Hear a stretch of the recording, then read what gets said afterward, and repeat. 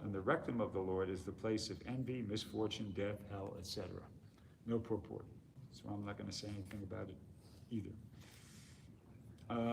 Okay, so now we got 10 up there. Okay.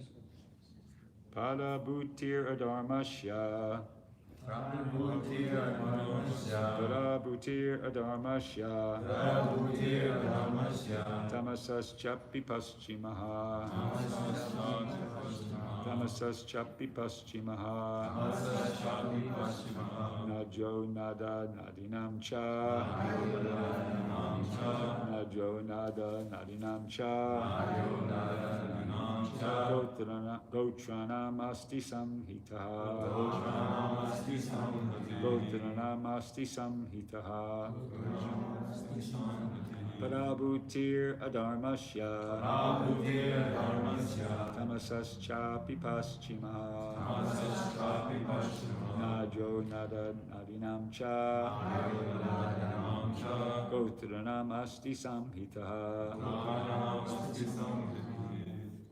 Prabhutir adharmasya. Tamasas chapi paschimaha. Najyo nada nadincha.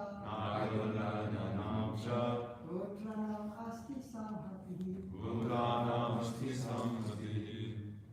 Parabhutir adharmasya.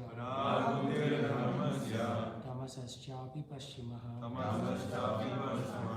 Nadyo nadanadinam cha. Gotranam asti samahatihi.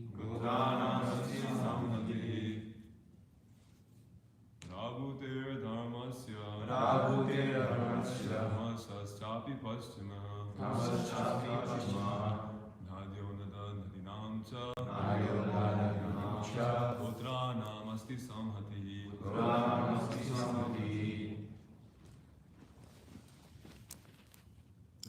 Anybody else? Prabhutir Dharmasya. Tamasaschapi Paschimah. Nadyo Nadinam cha. Gotranam asti samhatihi. Prabhutir Dharmasya. Tamasaschapi Paschimaha. Nadyo nada nadinam cha. Gotranam asti samhatihi. Vaishnavis. Prabhutir Dharmasya. Tamasaschapi Paschimah. Nadyo Nadinam cha. Gotranam asti samhatihi. Prabhutir Dharmasya. Tamasaschapi Paschimah. Nadyo Nadinam cha. Gotranam asti samhatihi. Parabhutir of frustration. Adharmasya, immortality. Tamasa, of ignorance. Cha, and api, as also. Paschima, the back. Nadya, of the intestines. Nada, of the great rivers. Nadinam, of the rivulets. Cha, also. Gotranam, of the mountains. Ashti, bones. Samhiti, accumulation. Translation and purport by His Divine Grace, A.C. Bhaktivedanta Swami, Srila Prabhupada. The back of the Lord is the place for all kinds of frustration and ignorance. Immortality. From His veins flow the great rivers and rivulets, and on His bones are stacked the great mountains. Purport. In order to defy the impersonal conception of the Supreme Personality of Godhead, a systematic analysis of the physiological and anatomical constitution of His transcendental body is given here. Okay, so this is an important sentence because we're being given here for the maybe for the first time. I don't know. I haven't been following, but this is the reason why this whole universal form is being presented, as Prabhupada says here. It's in order to defy the impersonal conception of the Supreme Personality of Godhead. And I'd like to add, it's not necessarily to defy the impersonal conception of the Supreme Personality of Godhead, because that's a valid conception of the Supreme Personality of Godhead, the impersonal conception. I hope I'm not being audacious here, but I would add that it's in order to defy the impersonal conception of the Supreme Personality of Godhead as being the supreme conception. Follow? It's a conception. What's that verse? Not that one, the one, Brahmeti, Paramatmeti, Bhagavaniti, subject. How does that start? Right, yeah.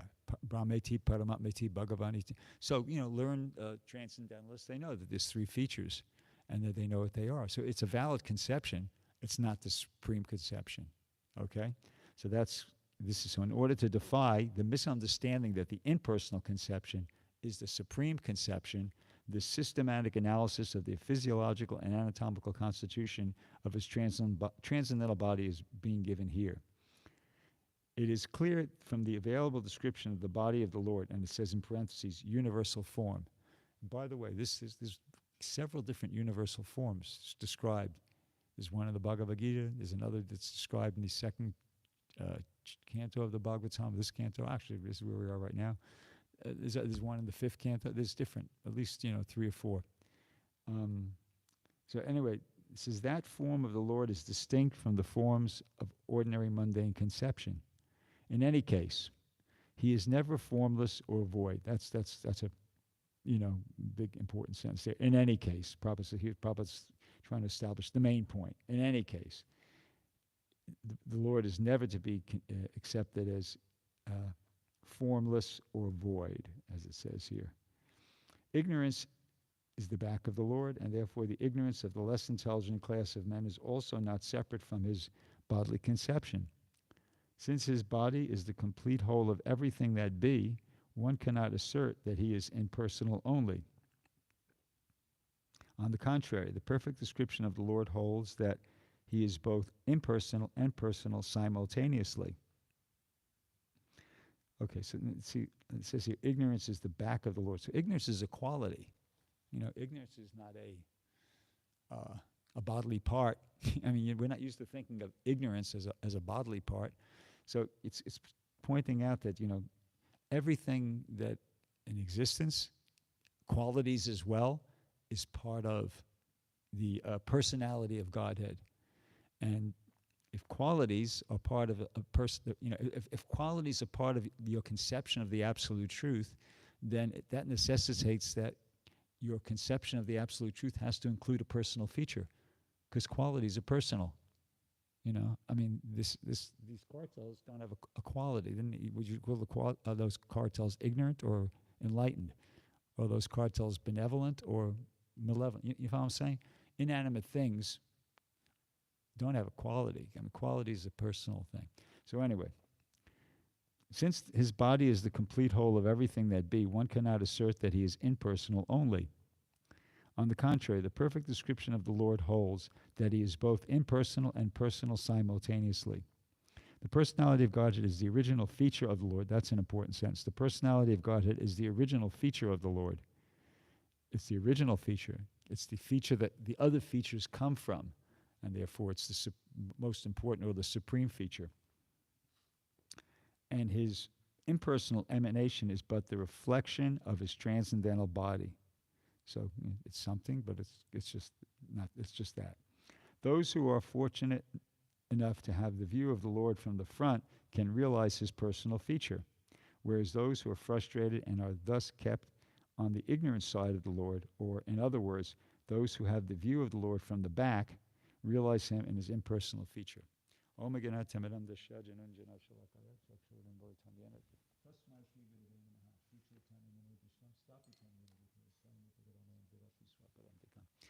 Okay, so why does this keep coming up over and over again, in Prabhupada's books, right? From the Bhagavad Gita right through till the like the Chaitanya Charitamrita.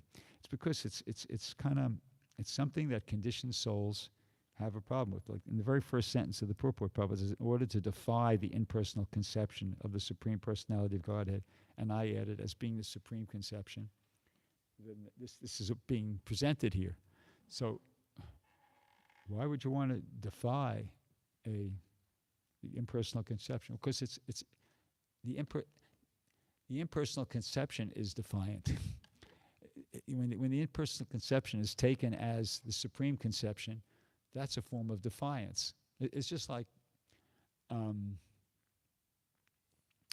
say you have you have a society, okay, and you have the civil department and the criminal department, okay, and there's people in the criminal department, and if they're repentant, if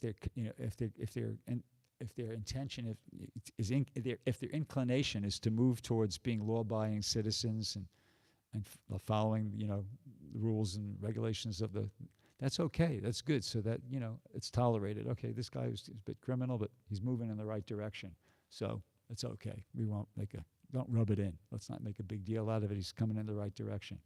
But if he's stubbornly holding to the criminal mentality, or even worse, trying to encourage other people in that criminal mentality, well, that can't be tolerated. You see? So that's the idea, that conditioned souls, well, they're not enlightened, okay? And impersonalism is kind of like, can be an unenlightened position. It can be tolerated if the impersonalist is moving in the right direction. But if the impersonalist is stubbornly, adamantly maintaining that, this is the conception, this is the ultimate conception, this is the supreme conception, and is even going as far as to decry the personal conception that Krishna is, God's a person, the personal feature, and is influencing other people along those lines, then that can't be tolerated. So therefore, in order to that's why it's required that the Bhagavatam is defying the impersonal conception of the Supreme Personality of Godhead as being the supreme, the absolute, or the ultimate conception. See, so, and it's an ongoing thing. Like in the once again, it's a matter of my understanding is what direction the impersonalist is going in. Like, because Prabhupada says different things about impersonalism. In some purports, he bitterly criticizes impersonalism, especially in the cases when it's being presented as the supreme understanding, and offensive things are being said about the personal conception, and other people, the protagonists of that are trying to influence other people in that same understanding. That's not good. But here, for instance, in the third canto, this chapter called Manifestations of Brahma from Vishnu, Prabhupada says this. He touches upon impersonalism, and he says something interesting. So the translation is, thereafter being unable to achieve the desired destination, this is referring to Lord Brahma, he retired from such searching and came back again to the top of the lotus. Thus, controlling all objectives, he concentrated his mind on the Supreme Lord. And in the purport, Prabhupada says, samadhi involves concentrating the mind upon the supreme cause of all, even if one is unaware whether its actual nature is personal, impersonal, or localized. Concentration of the mind on the supreme is certainly a form of devotional service. To cease from personal sense endeavors and to concentrate on the supreme cause is a sign of self-surrender. And when self-surrender is present, that is a sure sign of devotional service. Each and every living entity needs to engage in devotional service to the Lord if he wishes to understand the ultimate cause of his existence. So I found that the second phrase of that first sentence very interesting.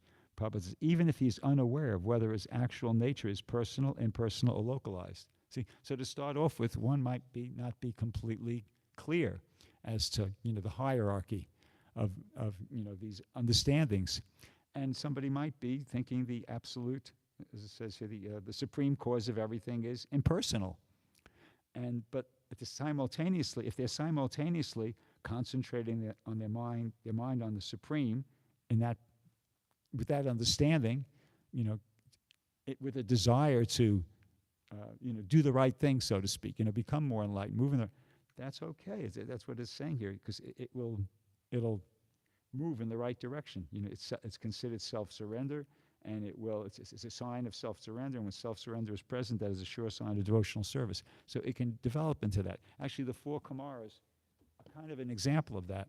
Oh, it's in this book as well. The four Kumaras, it was kind of mentioned the other day, but it's worth kind of mentioning again, it's relevant. The four Kumaras were, they were actually, Prabhupada uses the word protagonists of the philosophy of monism. They were impersonalists or protagonists of the philosophy of monism.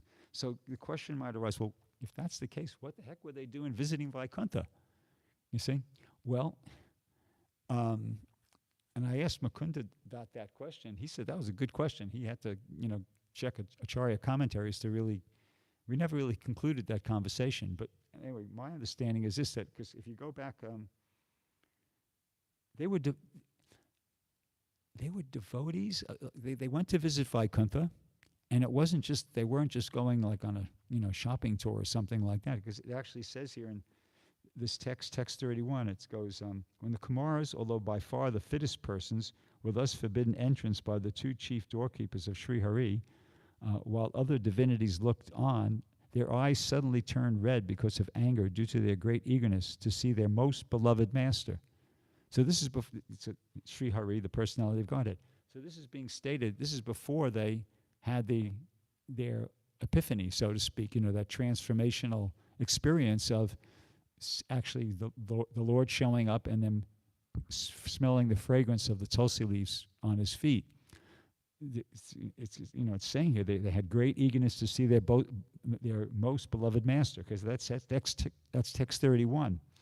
But then here in text 43, subsequent to that, it says, when the breeze carrying the aroma of the tulsi leaves from the toes of the lotus feet of the personality of God had entered the nostrils of those sages, they experienced a change both in body and mind, even though they were attached to the impersonal Brahman understanding. So it sounds contradictory at face value, doesn't it, right? Because here it's just, back a few verses, we're hearing how their most beloved master, but how is that possible? How is that possible that Lord Narayan is their most beloved master? And here it's saying they were attached to the impersonal Brahman understanding. Well, people's understanding develops, right? Just like you have an understanding of a person, and then as you enter into a relationship with that person, it evolves. So that's my understanding of this, which kind of goes back to the earlier point I made, that impersonalism is not necessarily a bad thing. It depends which way you're going with it. If you're an impersonalist and you're thinking that this is the ultimate and absolute and supreme understanding, and you're kind of like saying offensive things about the personal conception, and you're influencing other people in that way, that's right. But if you're kind of like the four Kumaras were, they were enlightened, already. They were the fittest personalities. They were able to travel to go to Vaikuntha. It's being described that the Lord was their most beloved master. But apparently, at least at that point, despite the fact that they were there, they were able to go to Vaikuntha and, etc., but they weren't fully enlightened. They had a good amount of affection, attraction, appreciation, fascination with this impersonal conception. But when they actually smelled the tulsi leaves, that were the aroma of the tulsi leaves from the lotus feet of the Lord, that got changed. Everything changed for them. That was like a game changer, they use that expression for them. And then they became devotees. And then they kind of changed their whole attitude like that. So, and this, they're not the only example. I found in the Nectar of Devotion, it's described, it says, Bilvamangala Thakur was first spiritually initiated for impersonal realization of the absolute truth, but later on, by his association with Krishna in Vrindavan, he became an experienced devotee. The same thing happened to Sukadev Goswami, who also reformed himself. It sounds funny to hear, right? Sukadev Goswami reformed him? Yeah, he started off, he was attached to that impersonal conception. He reformed himself, by the grace of the Lord and took the path of devotional service, giving up the way of impersonal realization.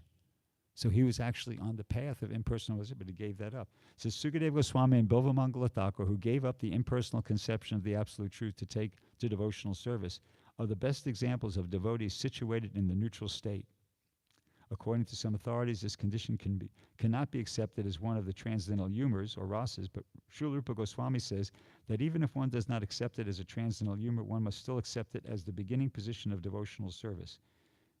However, if one is not further raised to the platform of actual service to the Lord, he is not considered to be on the platform of the transcendental. So in other words, it's not necessarily bad to be in that place, but it depends where you go from there. If like Sukadeva Goswami, Bilvamangala Thakur, and the four Kumaras, you progress from that impersonal realization or understanding to devotional service, okay, that's all right. But if you stubbornly try to, adhere to that and you criticize and deride the personal conception and influence other people along those lines too, then no, that's not tolerable. That's not tolerable. One example of that was that, if I'm remembering the names correctly, there was this one devotee of Lord Chaitanya. I believe his name was Bhagavanacharya. I think that's who it was.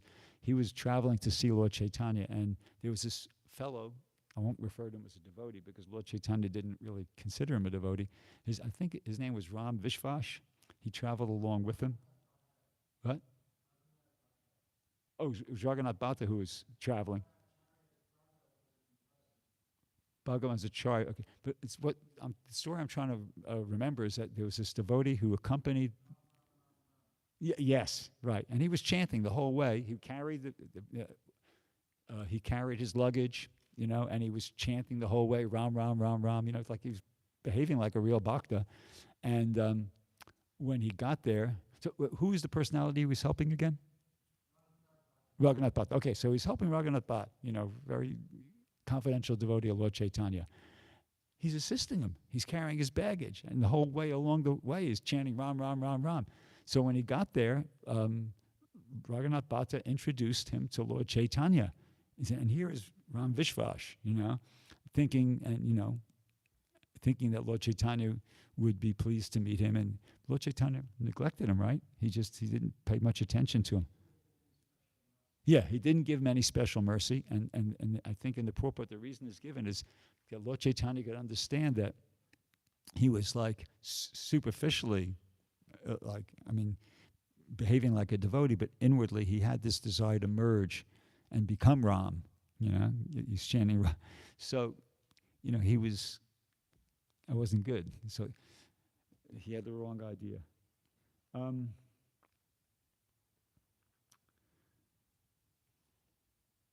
Yeah, so as I said, a lot depends on the attitude of the person and which direction they're going with. Like Sarvabhauma Bhattacharya, he was an impersonalist, but he wasn't offensive. He wasn't like a Mayavadi. When Lord Chaitanya, when he had the good fortune of talking with Lord Chaitanya, initially he was trying to instruct Lord Chaitanya in Vedanta Sutra, and then, remember after 7 days, he said, well you're just sitting there and you're not saying anything, and I don't know if you're understanding the Vedanta Sutra. And Lord Chaitanya's response was, I understand Vedanta Sutra perfectly. What I don't understand is your explanations of it. They're just, clouding. It's like putting clouds in front of the sun. And Sarvabhauma Bhattacharya got shocked. And anyway, then Lord Chaitanya went on to explain things properly. And Sarvabhauma Bhattacharya accepted. He accepted, and he surrendered, and he became a devotee. He became converted to a devotee. And then Lord Chaitanya accepted him as a devotee. He accepted him as a devotee. He didn't think, well, this guy wasn't impersonal. No, because he had a change of heart. And so much so that when Lord Chaitanya was ready to embark on his tour of South India, this took place in Jagannath Puri, and then Lord Chaitanya wanted to go from there to Jagannath, to South India, he went to Sarvabhauma Bhattacharya and asked him for his blessings. And then in the purport, Prabhupada explains that that's okay. Devotees can, even a grihasta, even though he was a grihasta and he was just a couple of weeks ago, probably he was an impersonalist, Lord Chaitanya was asking him for blessings, on his trip like that. So, he accepted him as a devotee. So the idea is to become a devotee. That's the conclusion. You know, it's if we might be influenced by this or that, impersonalism, materialism, whatever, but if we're becoming a devotee, then it's all's well that ends well. It's all okay. I mean, another a really good example of that is how what's really important is being a devotee and not external things. Is that past time where Lord Chaitanya was in, I think it was Sri Rangam, and he went into this temple, and there was this Brahmin there, and the Brahmin was sitting there, and he was looking at the Bhagavad Gita, and he was crying. And Lord Chaitanya noticed that there was other Brahmins there, and they were kind of looking over and making fun of him, and but Lord Chaitanya could see that this Brahmin was looking at the book. He wasn't reading it. He was just kind of maybe looking, but he was absorbed, and he was crying. Tears were coming. So Lord Chaitanya approached him and said, "Brahmin, what's going on here?" He said, "Oh, my spiritual master asked me he gave me the instruction to read the Bhagavad Gita every day." He said, "But I'm illiterate. I can't read." And these other Brahmins know that, and they're kind of, they make fun of me sometimes and like that. He said, but anyway, my spiritual master asked me to do it, so I'm trying to do it. But I can't read, so I'm not really understanding. I don't know. But Lord Chaitanya said, no, you're understanding. I could see that, because you're looking, you're just flipping through the pages and looking at the picture, and he says, but you're crying. So what's going on? And so Lord Chaitanya, the Brahmin explained to Lord Chaitanya that, well, I can't read, but I'm looking at this picture, and I see this picture of how Krishna became Arjuna's chariot driver, and I'm just remembering how kind and merciful Krishna is to his devotees, that he even, because authority, it's not an exalted position in India, right? They have, the divisions of labor, and a chariot driver is not considered a very elevated occupation. So Krishna's taking the occupation of the chariot driver to assist and please his devotee like that. So the thought of that brought this Brahmin, simple Brahmin, he was a Brahmin, but he just was literate, to tears. So when Lord Chaitanya heard his explanation, Lord Chaitanya said, no. You are the real scholar of the Bhagavad Gita. And he embraced him. And you're the real student of the Bhagavad Gita. And, he embraced him. He really, and these other fellows, there's no mention whether they were devotees or not, but they might not have been devotees. Even though they were Brahmins and they were literate and they were making fun of this Brahmin who wasn't literate, they might not even been devotees. So it's no qualification. This Brahmin who couldn't read, but he had the qualification of being, humble and sincere, and he had bhakti. He had bhakti. That's what counts. Another example of this is from the Krishna Lila, when Krishna and Balaram, the cowherd boys, Krishna and Balaram, they're out doing something, and the cowherd boys got hungry. So Krishna and Balaram said, "Okay, well, go to this place here, and these Brahmins are performing a sacrifice, and try to get some, the remnants of the sacrifice, the sacrificial offering, the prasadam." And so they went.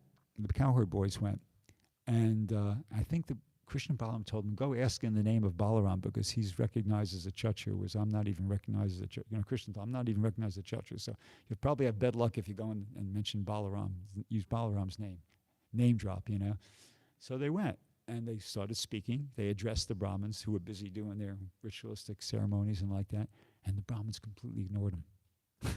They completely ignored them. So they went back to Krishna and Balaram, and Krishna told them, "Hey, don't worry about it. That's preaching, I mean, you can't expect to be successful wherever you go. It's like, that's the nature of the activity." But then then they gave him an alternate plan. He said, "Okay, look, forget about those guys, let's go to the wives. Go to the wives, and ask them. And let's see what happens." And so they approached the wives of the Brahmins, and they mentioned Krishna and Balaram. As soon as they mentioned Krishna and Balaram, they were there on behalf of Krishna and Balaram. The wives, "Oh yeah. Please, what would you like? Here, take this, take that, take this, take that." They were like totally in the service mood. So they were the wives of the Brahmins, And back in those days, they were, they were exalted because their wives are Brahmins, but they weren't Vedic scholars themselves. They were just simple women. And they were, taking care of their husbands and cooking and it's assisting, but they were great devotees. They were great devotees, you see. They had bhakti. So, and then the Brahmins afterwards, they became aware of what happened, and they were condemning themselves, that, just see, we're doing all this stuff, and we're not, neglected Krishna and Balaram. Our wives, they're actually the real spiritually elevated people. And some of them, Prabhupada makes the statement that some of them tried to kind of like correct themselves, but they found it hard because they were so attached, to the false prestige, and they couldn't give up their abhiman, the false conception of self. So they found it difficult. But yeah, so once again, it's the bhakti that's important. Well, just yesterday I had a really good experience of that.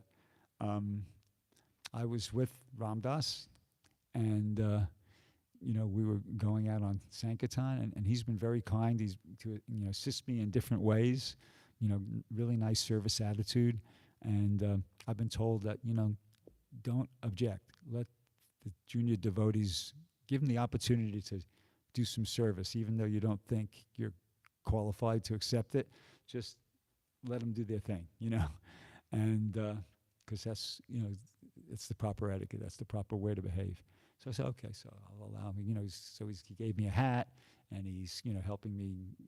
We had to go someplace yesterday, and he offered to drive there and back, and in so many different ways he was assisting me. It was reminiscent. I was reminded of the story of the in the Chaitanya Charitamrita with the Sakshi Gopal, with the old Brahmin and the young Brahmin. And so I felt like I was the old Brahmin, and I was being served in so many different ways. And okay. So we went to this Shastrakrit's place, and there was a program in the evening, and he invited me to speak there at the program. But before that we had lunch. Okay, so after lunch there's a big gap of time in between after lunch and before the program. So his place is in this suburb neighborhood called Stone Mountain. So I heard about it, and I thought, well, what is this Stone Mountain? After lunch, because we finished lunch by about 3 o'clock, and the program's at 7 o'clock. So they said, oh yeah, it's just like a mountain, and it's a park, and you can go and you can hike there. I said, okay, well, let's do it, because we had a whole bunch of time there. So we went, and I was thinking, okay, we'll get some nice exercise, but Ram Das, he was always thinking of distributing.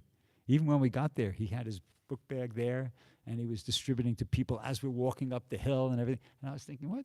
This guy's a fanatic, let's just hike and do it. But no, he was preaching to people on the way up, on the way down, and I was going up, and these two guys passed me, because they just were walking faster. And so it worked out that when we got back down to we got down to the bottom. Okay, finally, I met him on the way down, because he was preaching to people on the way up. And then he saw, as we were leaving the parking lot, he saw another gentleman get out of his car, kind of putting on his shoes and everything. And he tried to distribute a book to him. And I was listening to his lines and everything, and I was thinking, Prabhu, you don't know how to distribute. Those aren't very good lines. You got to... You got to do it like this, And then I started instructing him. You got to first give him a compliment, and then do a joke, and then do a qualifying question, like that. It's kind of really, and I was very arrogantly, kind of, condescendingly, trying to instruct them on how to distribute. Okay, so that was our conversation in the car driving back to Shastrakrit's place. So then when we get there, I was all sweated up, so I took a shower and everything, and was putting on some clean clothes, and I come out, and I come out and I see he's there talking to one of those two, actually both the guys that passed me on the hill going up, they were there. They showed up at, Shastrakrit's place, and he's talking to him, and I'm like, okay, that's interesting. And I'm sitting down there, and then about 5-10 minutes later, he comes in and says, Prabhu, a set of Bhagavatams and a Shaptarisi just went out. I said, what do you mean? He said, that guy, he one of the two guys that passed me on, Ram preached to him on, when he met him on the hill, and then they came back down, and he, in his own way, he explained it to them, and they took it. They took the box. And I was thinking, man, what do I know? And here I'm instructing him how to distribute. Meantime, he, in his own way, because he had the sincerity, he pleased Krishna. He pleased with his service attitude, Like when Sakshi Gopal, in that story, Sakshi Gopal, I mean, the reason why, when that Brahmin went back and he talked to Gopal and Gopal agreed to come, it wasn't the blessings of the old Brahmin. I mean, that might have been there, but ultimately he pleased Krishna. You see, Krishna's pleased by that behavior. Krishna's pleased when the devotees are trying to serve the other devotees. And ultimately the mercy comes from Krishna, you see. Like there is a statement in the Chaitanya Charitamrita that the Lord's mercy follows the devotee's mercy, you see. So that's there. But ultimately the mercy is coming from Krishna, because Krishna's pleased when he sees the devotees have that humble, submissive service attitude, and he reciprocates. I'll give you it's kind of a mundane example of this, but it's not totally mundane. One day I was at LAX. I was distributing books. I was in Terminal 3. I think that back in those days, TWA was still an airline. I think that's which airline was there. But anyway, it doesn't make a difference. So I was there, and I was in the departure area. But I think I was after the security gates, but, it's like departure lounge. So I'm there distributing, and, this big guy comes walking into the thing, and he had 2 kids with him. And I look, and I get a better look, and I say, whoa. I said, that is O.J. Simpson. So it was O.J. Simpson coming through with, a girl who looked about 13 or so, and a boy that looked maybe like 7 or 8, So I thought, well, I felt nervous, but I thought, I got to try to distribute a book to him. So I tried. I approached him. I said, hey, O.J., good to see you. I can't remember what I said. It was too long ago. But I tried to stop him then, and he said, hey, look, I'm sorry. This was after the whole trial and everything, and this is after he got himself into trouble. He didn't have a very good reputation, so he was trying to be on his best behavior. So he was very polite, but he politely said, I have to keep moving. I'm dropping my daughter off on the, her gate was further down, so he had to, drop her off there. So he excused himself. He said, maybe I'll catch you on the way back like that. So I thought, okay, So he went. But about 15, 20 minutes later, he came back, and he had just the boy with him. And, he did say that I'd catch you on the way back, so I approached him again. And then, hey, O.J., you got a minute now? He said, well, not really. I'm kind of he said, well, give me a minute. And I handed him the Bhagavad Gita, showed him. I did my best to try to interest him in the Bhagavad Gita. Maybe I showed him changing bodies or whatever I did. I can't remember. And he was going, well, I'm not really so much into this kind of thing. And then his son was there. His son was about 8 years old, and he says, Daddy, I want that book. Daddy, I want that book. And his father looks at him, O.J. Simpson looks at him and goes, what? He says, yeah, I want that book. And O.J. goes like, well, okay, And he pulls out his wallet and he says, here I am, I got no money and I'm buying books. So the point is that, he didn't want it. He didn't have any particular interest. Just like Lord Chaitanya didn't have any particular interest in Ram Vishwas or something like that. But at least in this case, because his son, was so adamant that he wanted the book, and O.J. Simpson has affection for his son, and he wants to please his son, so he bought it. So, it's an analogy there. In other words, Krishna, if the devotee really likes somebody, if the devotee wants mercy for somebody, Krishna might be feeling, well, I'm not particular, nothing special about that, but Krishna wants to please the devotee. Krishna wants to please the devotee, so that person gets mercy. Actually, Prabhupada saw that, I think. Well, that's how this movement started and spread. In 1972, Prabhupada wrote a letter. I don't know what, in response to a letter he received from Sudama. Okay? And I don't know what Sudama said in his letter, but Prabhupada, in his response, he said, when I was alone in your New York, I was thinking, who will listen to me in this horrible, sinful place? But at least I can distribute a few of my books. That is something. But, he goes on to say, but Krishna was all along planning something I could not see. He brought you young boys and girls to me one by one for doing the work of Lord Chaitanya. Now I could see it's a miracle. He said, otherwise, one old man in your city of New York with barely enough money to buy his edibles, that's the word he uses, food, how can he survive? What to speak of starting a God-conscious movement to save the entire human race? And he repeated again, now I can see his Krishna's miracle. You see? So, Prabhupada was seeing his Krishna's miracle. I see it like that, of course, too, because Prabhupada's saying that. But in addition to that, I see it that what was really going on there is Krishna was reciprocating with Prabhupada's sincerity. Prabhupada had such a sincere desire to execute the instruction of his spiritual master that he kind of like, I don't know if it's correct to say forced Krishna's hand, but Krishna's mercy follows the devotee's mercy. Prabhupada had such a strong, sincere desire to please his spiritual master by following his instruction of going to the West and preaching, starting Krishna, spreading Krishna consciousness, that Krishna had to do it. And there's one purport in the 4th canto where Prabhupada says, I can't remember the exact words, but the gist of it is, he says that the pure devotee is always thinking how to deliver the fallen conditioned souls. And Krishna, being pleased by that attitude, he enlightens the general populace from within by his causeless mercy. You see? He enlightens the general populace from within by his causeless mercy. So that's, I believe, what's happened. That's my understanding. That's my explanation of how the Krishna conscious movement started and developed.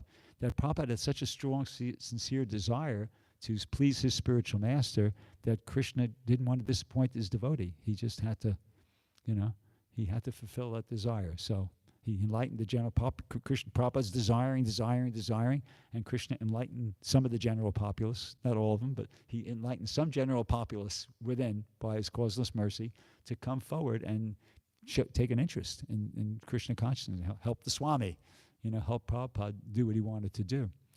And Prabhupada sort of acknowledged this point on another occasion. He was walking with a bunch of devotees, and one devotee started to raise this question, because in the Bhagavad Gita, in the 7th chapter, there's that verse, Yesham tvantagatam papam gyananam punyakarmanam tedvanvanir mohanir mukta bhajanti mam judavataha, that only those who have acted piously in this life and in previous lives, and whose sinful activities are completely eradicated, can engage in my devotional service with determination. So this devotee started quoting that verse. I can't remember the English, I think just the English. And he was trying to make the point that, he's leading up to a question. He was saying, Prabhupada, in the Bhagavad Gita, Krishna says in the 7th chapter that only those who have engaged in pious activities in this life and in previous lives. And Prabhupada knew where he was going with the question. He was about to ask the question, does that mean we, in our past lives, we engaged in pious activities and our sinful activities are completely eradicated? And he was leading up to that, and Prabhupada could understand, and Prabhupada cut him off and said, I have created your good fortune. I have created your good fortune. So, so Prabhupada kind of, acknowledged that occasion. So, so we have to be, getting back to the other point, got to be really humble, got to be really, the devotional attitude, that bhakti is what counts, and those are the people that get the mercy. Not the puffed up Jugnik Brahmins, not the Brahmins that are laughing at the Brahmin who couldn't read, not people like me who are trying to arrogantly instruct Ram how to distribute when I didn't distribute any books, and he distributed the set of Bhagavatams and a Saptarishi right there to people who just walk by me on the mountain. And but it's a constant, at least for me, it's a constant, I don't want to say battle, but it's a constant effort to because Mahatsa, when he gave class the other day, he shows that verse from the 5th canto about the mind, and in the purport it made 2 points, that it was quoting Bhakti Siddhanta as having said, you got to beat the mind with shoes 100 or 1,000 times in the morning and 100 times with a broomstick in the evening. But then there's another program too. You could just be, engage in humble service to the spiritual master. But you really have to. I've experienced. You really have to do that. You really have to do that, because the mind is. You made the comment. I think it was in the purpose, like the number one. I think you were quoting Bhakti Siddhanta Maharaj. It's the number one non-devotee. It's just always inclined to non-devotional things, and so we have to constantly be beating down the mind and trying to get the mind in the humble position, and then we'll be able to do devotional service. In connection with that, I was also reflecting upon that point Mukunda made in one of his maybe not last class, but the one before that, about, he said, it's not that we shouldn't judge people. He said we can't judge people because we don't have the ability, the capacity to judge people. And I've experienced that in big time, in my devotional service. I experienced that just yesterday. Like we were at this program, and I'm sitting, and there's this, just before the program began, there's this young Indian guy that was sitting next to me, and I took a look at him and I said, "Oh, just some dumb Indian guy, This is my mind's doing that, And I was looking at some of the other guests, and I'm thinking, undermining, underestimating. It's just like the natural tendency, unfortunately, of my mind. But then when I actually talked to the people, then I realized, oh my God, I blew it again. I did it again, Because, for instance, that Indian fellow, when I started speaking to him, he was really intelligent. He was really devotional. He was really nice. He was chanting 16 rounds. He loves ISKCON. He loves Prabhupada's books, And I went, oh my God, I totally just misunderstood him. And then some of the other guests, the same thing. And a really vivid example of this for me was when I was in Australia. I was on a program called Contract Sales. It was actually started here in America by Tripurari, but then Hari Sari, who was our GBC in Australia, kind of caught wind of it, and he tried to start in Australia. So we had a little program, we were trying to sell sets of books to people. And the leader of the devotees, who was the best devotee at it, was a devotee named Gopinath Acharya. Maharaj, did you know him? Gopinath Acharya? Okay. So Gopinath Acharya was a very strict brahmachari. He was actually a very exceptional person. He used to, he knew chapters of the Bhagavatam, and he could just rattle them off. I remember walking down the street with him and just him rattling off the prayers of Bhishmadev or just some other chapter from the Bhagavatam, just prayers of the Prachetas. He was very, So anyway, we started the program by going to Encyclopedia Britannica, pretending that we wanted jobs as Encyclopedia Britannica salesmen, wearing wigs and everything, so we could get their secrets, how they did it, how they sold big sets of not Bhagavatams, big sets of encyclopedias, because it was quite a big set there. And one thing we learned that was valuable was that they dealt with referred qualified leads. They didn't just go cold calling. They used to call that flying by the seat of your pants. They didn't do it. What we do, and when you're selling Bhagavatams now, because they didn't have the mercy of Lord Chaitanya either. But they steered clear of that. They used to go to somebody who indicated some interest, or somebody somebody who's referred by somebody who bought a set from them. That's the kind of people they used to see. So when we learned that, we went to the devotee who was doing the mail order, service. And people in the old days, there was no computers or anything like that. There used to be coupons in the back of the books. And people used to fill in the coupon, ticking off what books they wanted, and they'd send in $8.75 or $15.70, for the few books that they wanted. So he kept the coupons over the 5 years he was doing that service. So we went to him, and he gave us all the coupons. And when we visited those people, half those people took sets of books, the people who sent in money. But the other thing we learned was that people who came to the temple, people who came for the Sunday feast, well, I didn't learn it. Gopinath Acharya learned it. People who would come for the Sunday feast, and the person would give the class, and then after the feast was over, the temple was a small building, so after the lecture was over, people would just kind of move around, shuffle around a little bit into rows, and they would serve out the feast right there in the temple room, because they didn't have any other place to serve it out.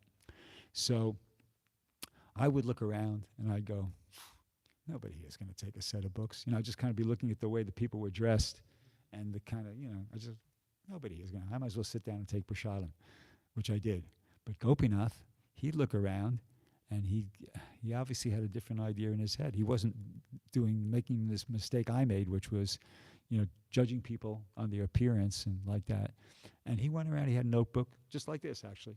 He had one of these kind of notebooks, and he had his little pen, and he'd go up to the people and say, hey, thank you for coming, how are you? He'd just make friends with them, and he would take their names and addresses and phone numbers and everything, and sometimes he'd sell them a set right there on the spot, and I'd be my mouth, I'd be like, what? How do you do that, Or a lot of the times, the people whose names and addresses and everything he got, he would go visit them during the week at their home, and they would take sets of books. You see? So the point is, as I said, as Mukundadad said, it's not that we shouldn't judge people. We can't judge people. And if you think you can, you're going to be in the position I was in, which you're missing out on devotional service. So we have to constantly remind ourselves that, no, these are souls in human bodies. Not any old soul gets a human body, If a soul gets a human body, that means the potential for becoming a devotee is there, Like if somebody has a car, the potential from getting from here to, downtown Atlanta, it's there. So that's we should kind of try to train our mind to think like that there's a soul in a human body. Krishna's given this soul, the human body, this potential. And we saw it the other night on the Harinam. I hope it's not offensive to refer to the tranny, I don't know how else to refer to that person. But, somebody on one, you might think, oh, a tranny, like a tranny's really out of it, right? But it's a soul in a human body, They're just a bit confused. See, that's superficial that the person, I think, it's superficial that the person's a tranny or a this or a that. They're a soul that was given a human body by the Supreme Personality of Godhead, which you don't get. You can go millions and millions of years before you get a human body. So we got to give people the benefit of the doubt. We got to be thinking like, no, here's a soul that Krishna gave a human body. This person's could take a book. This person could take a set. This person could become a devotee. Let's just give them a chance. Let's give them a little bit of encouragement and see what happens. So that's there. So I guess in conclusion, I'd just like to once again thank everybody. Well, before I do that, I'd like to congratulate Bhakti-Vikash Maharaj, because yesterday I went down on Mahots's encouragement. I went down to the book room, and I saw the devotees. There was about half a dozen devotees down there, and they were packing up these bhakti stacks, and pretty much I think they were just doing bhakti stacks. And I was looking, at them doing that, and I said, wow, this is just so nice to see this, half a dozen devotees just down there working hard, They had like an assembly line. It was like going into a factory, and which was good. Factories to hell, Prabhupada said, but not this factory. This was heaven factory, And I took a video and I sent it to some devotees in New Dwarka, and they appreciated it, And I was thinking, wow, this is so nice, And I was looking at the books, and some of the books, quite a few of the books were books that were written by Maharaj, and I was looking at them, and I said, wow, these are beautifully done. These books, look at it, this is beautifully done. This is a beautiful looking book. So they were beautiful looking books, and I opened one up about, it was like a summary of Lord Chaitanya's pastimes, and I started reading it, and I went, yep, this is just like reading, Chaitanya Charitamrita. No, I couldn't feel any real difference, And also, I've read 3 or 4 of Maharaj's books. One of them, the Brahmachari Handbook, was what I call a shelter book. I have certain things that I take shelter of, like, for instance, you probably noticed I have that picture of the 6 Goswamis. So then there's things you read and you go, yeah. You read it and go, okay, yeah, and then you go on. But then there's certain things when I read, I go, no, I got to remember this. I got to,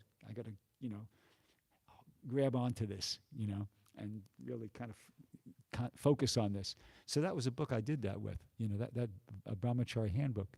And that came out. That was really helpful because it had it had all the most important quotes about brahmacharya life from Prabhupada's books, letters, conversations, whatever. It had that material there, and Maharaj contributed a lot of his own insights, and which were valuable, which were very helpful. So that was a book that I was, carrying around with me and kind of referring to regularly.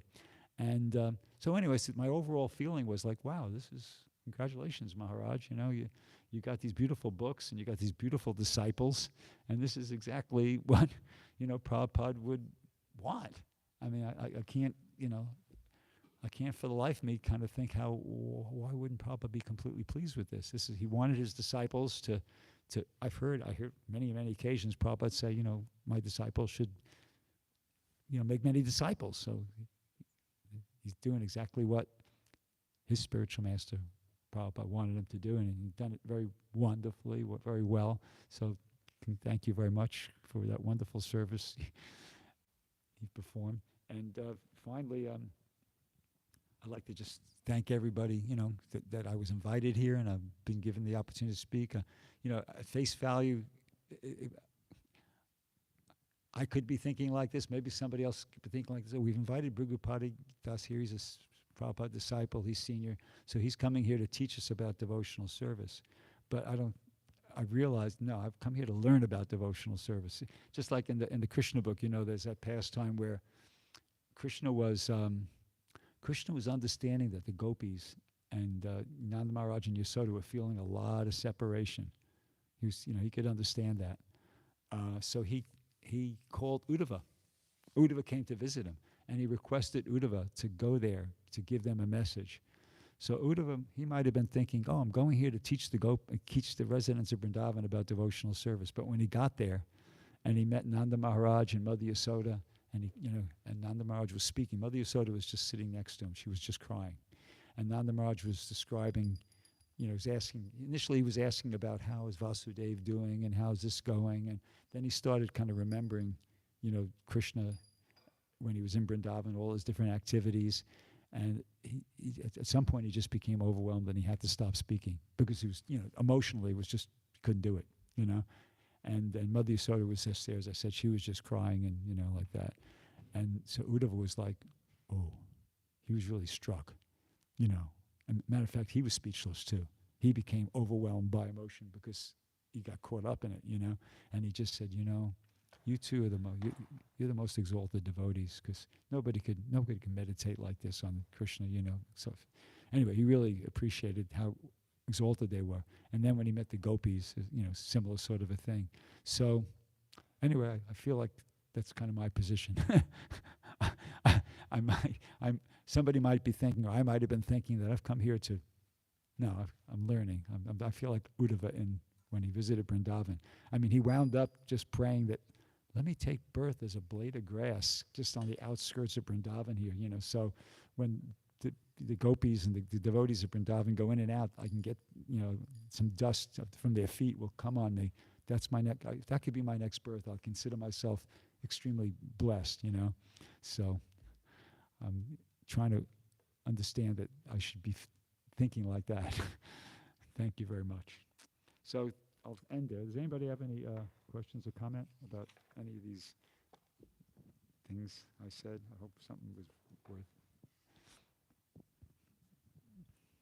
You are humility personified. Hare Krishna. The devotees are so pleased to have your association, knowing that you spent your whole life distributing the books. And you're absorbed in the books.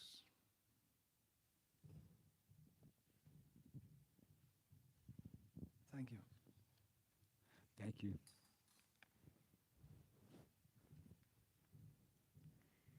Yeah, well, I try to say some Krishna conscious things. I'm not the most polished speaker like Mukunda Dat, who's learned, Krishna conscious, and like a very expert orator. I'm kind of clumsy, and I know, but I'm trying to say things that are Krishna conscious and put my heart into it. So I hope I said something that was helpful to somebody in the devotional service. And if nobody has anything further that they would like to say or ask, I guess we get in there. Okay, good. Thank you. Grantaraj Srimad Bhagavatam Ki Jai, Srila Prabhupada Ki Jai.